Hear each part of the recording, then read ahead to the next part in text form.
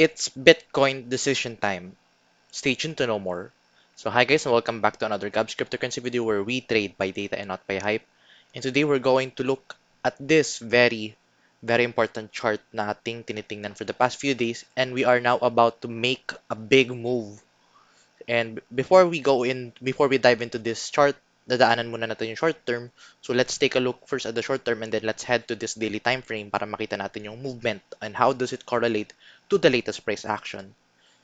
So as you could recall guys, previously we have been seeing multiple fake outs. Actually, dalawang fake out pa lang.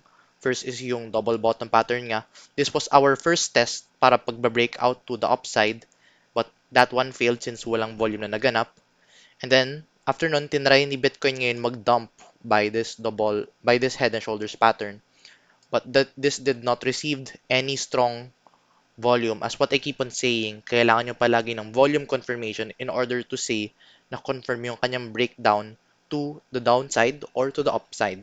And none of those things happened during the past few patterns. So, ano ba yung nangyari ngayon? So, previously, during this breakdown, as we mentioned from our previous video, nagkaroon tayo ng falling wedge, and a falling wedge is a bullish pattern. Kaya nakakita tayo ng movement to the upside. So, nakita natin siya nag-pump. So, nangyari nga siya. And then, after that, nakakita tayo din earlier today, kung fina-follow nyo kami sa ating Facebook, Telegram, and Discord group, you would have seen this latest signal, itong ascending triangle. So, ito yung ascending triangle and we broke out exactly as predicted. So, yeah, we have been playing around those areas. So, that's Bitcoin for the short term. And Bitcoin is now about to get oversold. So, we could expect some resistance anytime soon in here. So, that's a good that's a good level to watch out for. Possible na dyan ka pwede mag-short sell or let's say mag-reject dyan ang price. That's a good area para tingnan. And if you're going to look at this closely, RSI has been following this quite nicely. And MACD direct still no direct signal pa for MACD. But yun nga, nagkaroon tayo ng volume for this ascending triangle. Ayan o, nagkaroon tayo ng pump. So that's why this is a confirmed breakout. So yun yung difference niya sa mga ibang movement natin. Dito kasi may volume, pero unlike dito, kulang ang volume niya for this big pattern. So yeah, for the short term, ito yung kailangan nyo tingnan, which is itong 34 to 35k strong resistance. So we might possibly get a rejection there. Pero yeah, you have to watch that one out. And then now let's look at Bitcoin in the 4-hour time frame. So this is a very big chart na ating fina-follow for the past few weeks. Actually, almost 6 weeks na. As you can see, we have been playing this chart beautifully ever since. And right now, we are actually retesting this upper resistance, which is matagal na natin tinitingnan na movement. And multiple times na natin tinry mag-break to the upside. So, there's once, there's twice, and then, it looks like na magkakaroon tayo ng one more retest. And most of the time, the more na nire-retest natin yung resistance, dun tayo more likely magkakaroon ng breakout. And if you are going to follow this closely, wala tayo masyadong retest to the downside. Actually, puro wicks lang, pero wala tayong big or confirmed candle close below. So, this means the bulls are starting to get in and yung bearish movement mukhang malabo na kasi tinan mo, wala tayong candle close below this lower support. So, indicating na Bitcoin is more likely to go up than for it to go down. So, this is a good decision time. And as you can see, twice na tayo mag-retest. So this is a good thing to watch out for. And possibly, if na-break natin siya, we can see the pump na ating inaabangan. And with that being said, let's now dive into the daily time frame.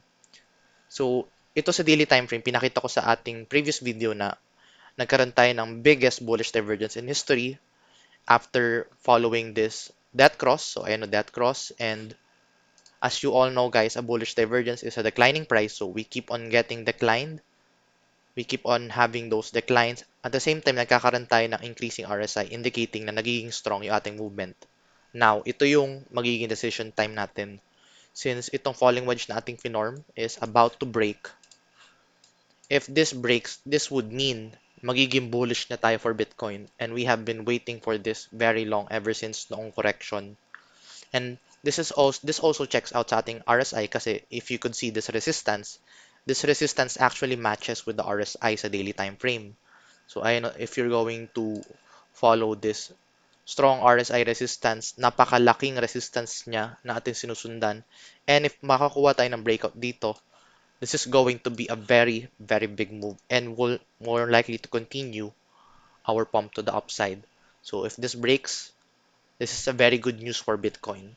So what Bitcoin must now do is to break this resistance in order to flip bullish. Pero if not, could we see a rejection? Yes. So always remember na nothing is confirmed yet, not unless magkaroon tayo ng breakout. And if nag-fail tayo dito, this can still go lower and maybe head to the 29,000 area or 30,000 area. So this is a very cautious time for Bitcoin. So if I were you, I would not enter any trade as of this next 2 days kasi we need to confirm kung ano yung mangyayari dito. And yeah, if na-break natin siya, yun yung sinasabi ko sa inyo on the previous video na we need to break this 50 moving average. We also have to break this 40K resistance. Then, we have to break the 200-day moving average.